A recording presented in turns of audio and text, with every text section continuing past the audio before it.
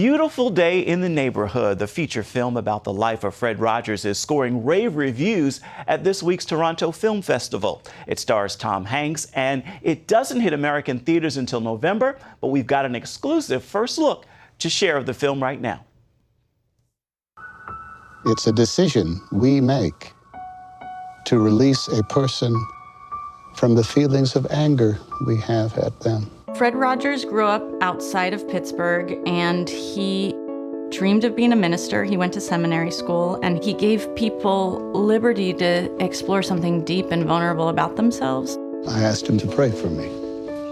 I figured anyone who is going through what he is going through must be awfully close to God. He had that amazing gift of looking at a person and seeing what that person needed, that he was going to minister to that person. And that person, in this particular case, was me. We are trying to give the world positive ways to deal with their feelings.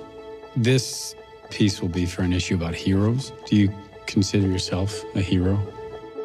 This movie is sort of like an episode of Mr. Rogers for adults. When I think of Fred, I often think of him in terms of what he did every morning, which was pray and think of the people he needed to pray for and write to those people.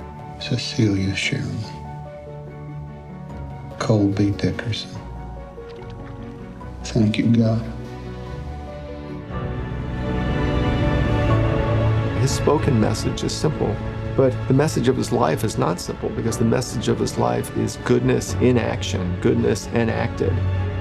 I think the best thing we can do is to let people know that each one of them is precious.